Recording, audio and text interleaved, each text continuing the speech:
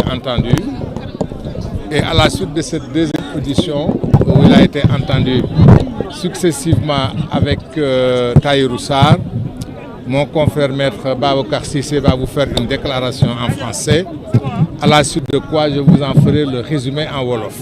Et sans plus tarder, je vais laisser la parole à maître Babacar Cissé pour une déclaration en français.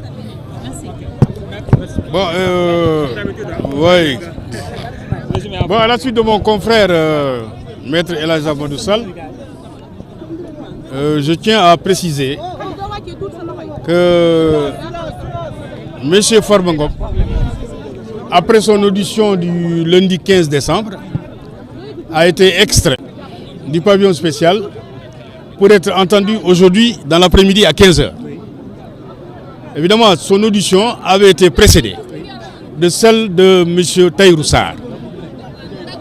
Et Tahirou Sarr a été entendu par rapport aux faits pour lesquels ils ont tous les deux été placés sous mandat de dépôt, c'est-à-dire l'escroquerie portant sur des deniers publics pour la somme de 31 milliards et de 91 milliards. Et je pense qu'en fait l'audition de M. Tahirou Sarr a éclairé de manière indiscutable la lanterne du juge d'instruction. Parce que simplement, M. Tahirou Sarr a lavé à grande eau M. Farba Ngom pour dire exactement, pour rapporter la preuve de ce que les faits qui sont reprochés en réalité à Farba Ngom ne sont pas établis. Ils ne sont pas établis parce que simplement, tout porte sur des transactions immobilières dont les preuves ont été rapportées par M. Tahirou Sarr. Donc, il n'y a pas eu de détournement de deniers publics, il n'y a absolument rien du tout. Et Tahirou Sarr est allé plus loin. Parce que simplement, on leur reproche 125 milliards. Tahirou Sarr a justifié 236 milliards. C'est-à-dire qu'il est allé au-delà. Plus que ce qu'on leur reproche, il a rapporté la preuve, pièce à l'appui, pour un montant de 236 milliards. Et il est allé plus loin encore, pour dire que mais moi, l'État du Sénégal me doit 600 milliards. C'est-à-dire que vous devez à quelqu'un 600 milliards et vous envoyez la personne en prison pour 125 milliards. Il n'y a qu'au Sénégal qu'on peut le voir. Parce qu'en réalité, s'il y a un créancier, c'est bel et bien Tahirou Sarr. S'il y a un débiteur, c'est l'État du Sénégal. S'il y a quelqu'un qui doit être poursuivi, c'est l'État du Sénégal. Et donc, par conséquent, je pense qu'en fait, M. Tahirou Sarr et M. Farba Ngom n'ont pas leur place en prison. Ils doivent être immédiatement libérés. Et nous allons œuvrer dans ce sens-là. C'est pourquoi nous avons tenu à faire cette déclaration. Pour le moment, nous allons introduire une nouvelle demande de mise en liberté et nous estimons et nous espérons que, compte tenu des éléments nouveaux qui ont été produits devant le juge d'instruction, dans son dossier, que M. Farba Ngom et Tahirou Sarr seront bientôt libres. Merci. Voilà, je vous remercie. Merci.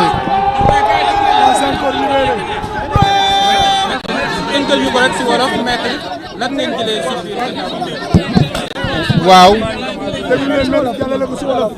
dafa am lu ñu doon wax depuis ci njëlbeen bi ba léegi dañ doon wax naan Farba Ngom mi ngi doon xaar ba ñu agsi ci cëppaandaw ga tey la ñu ñëw ci cëppaandaw ga bërki démb gis ngeen ko Farba ñëw na ñu laaj ko juge bi laaj ko procureur bi laaj ko ay avocat laaj ko bi ñu génnee ñëw ci yéen wax leen ne Farba joxe na ay tontu yu leer nañ tontu yoo xam day wane ne que amul lenn loo xam ci lu ñu koy tontu li dëgg la wala am na firnde tey nag moo doon cëppaandaw bi parce que tey Farba dafa ñëw fekk fi Tahirou ñu woo Tahirou laaj Tahirou li mu wax lépp dëggal li Farba ma sa wax wane ne ko ñoom ñaar li ñu séq dañuy def business dañuy liggéey ñuy liggéey ci suuf te lépp luñ ciy liggéey ci ay anam yu leer la liggéeyee Tahirou indi ay firnde dëggal li ta Farba wax yamul ci loolu dem na ba ni nee nañu yoo man dañ may topp lu toll ni ci téeméeri milliards ak ñaar fukk ak juróom li ma liggéey ak état ëpp na loolu la ma liggéey ak Farba ëpp na loolu agsi nañu foo xam ne fi moom ci boppam indi na ay firnde yu amul sikk sàkk amul dara luñ ciy teg yow xam ne bi wane na ne que li mu liggéey li ëpp na 200 milliards te benn dërëm bu ci nekk indi na firnde teg ko ci taabal bi yemul ci loolu dem na ba ne que nguur gi état tey jii muy wax état yorel na ko juróom benn téeméeri milliards yoo xam yu mu liggéey la état yorel ko ñuy wax ne nag nit mënoo ñëw nga yorel ko juróom benn téeméeri milliards naan def la luubal ñaar fukki milliards loolu mooy li fi am kon tey moo doon daana ko presque bésu jugement parce que tey leer na que Farba la mu doon wax la taxoon ñu téye ko fukki weer ak lu ci topp ba léegi laajuñu ko tey bañ ko laajee yëpp leer na ci moom leer na it ci Tahirou ñu jàpp ne nit nag suñ la tegee tuuma bi rëy lool nga ñëw wax teggi tuuma bi ci ay anam yu kenn mënul weddi parce que Farba dafa teggi tuuma yu ñu ko tegoon ci tey tuuma nag suñ la ko tegee nga teggi ko lenn moo ci des ñu setal la setal bi ci jiitu mooy ñu bàyyi la bàyyi nëgandiku fii ak ñu xool naka lañ koy bàyyee définitivement bàyyi nëgandiku googule tey jii loolu la dossier bi feeñal ñuy wax ne dinañu ci liggéey dinañu ci def suñu kéem kattan parce que loolu suñu métier te amees na si yaakaar ne su lépp jaaree ci yoon te dara fenqul la ñuy def lenn rek moo ci des ñu bàyyi ko mu dem ñibbi ci këram. merci waaw day kale xam nga kaso moom soo ci nekkee file ak bàyyiwuñ la nga dem da nga ciy toog loolu laa ne da nga ciy liggéey ñu ngi ciy liggéey dañ ciy liggéey pour mu génn et incha allah dina génn merci. jaajëfal ko bu baax a baax. mbokk yi ay situation yu xaw a compliqué lañ doon jëlee réaction mais yaakaar naa ni dégg ngeen bu baax a baax.